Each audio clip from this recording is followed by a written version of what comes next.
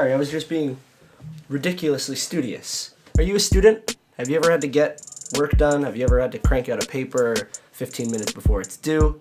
Have you ever sat in a coffee shop, ordered a really expensive coffee, and then pretended to do your readings for an hour? Well, that means lo-fi hip-hop is for you.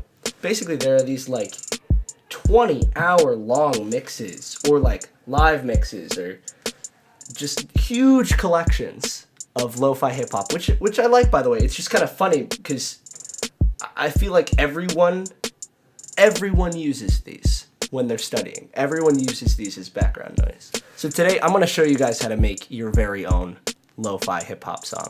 It's got a very specific procedure to it, and we're just kind of going to go step by step through it. So you want to start by recording like a kind of crappy guitar line, but it's definitely like a little jazzy. And also make sure when it first comes in, the quality is just shot. It's just terrible, terrible quality.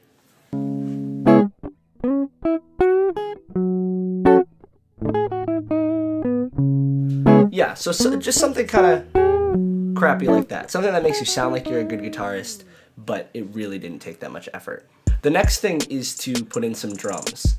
And there's one very important aspect of lo-fi hip-hop drums.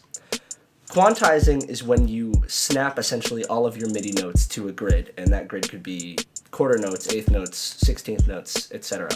But lo-fi hip-hop doesn't like that. You want drum hits to come in a little bit off, maybe a little bit early, maybe a little bit late, but you want it to have this kind of wonky feel to it.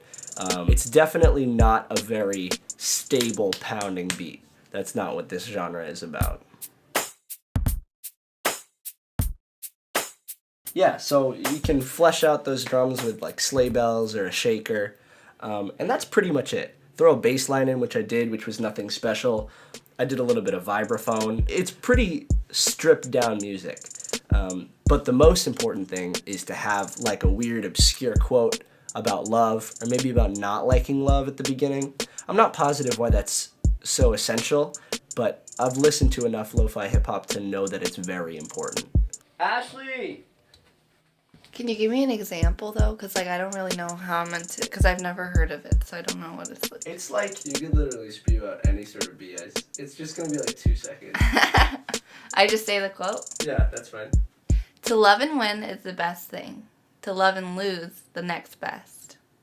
I almost fucked up. That's perfect. Thank you. Yeah, so that's pretty much it.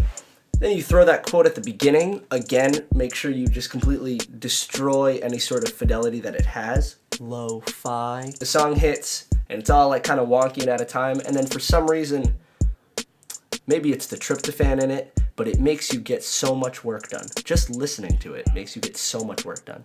I almost forgot. There's one last super important thing.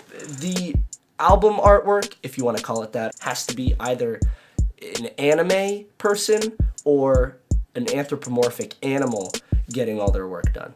Again, don't ask me why. I just know for a fact that that's how it has to be. So I'm going to crank out a little album cover as well.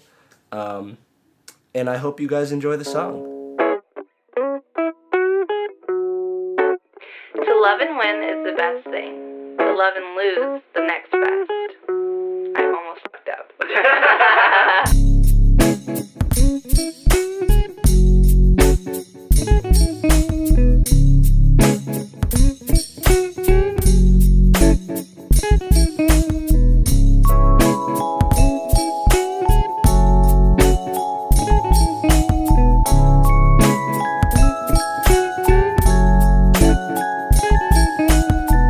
If you like this video, subscribe if you want to do that too.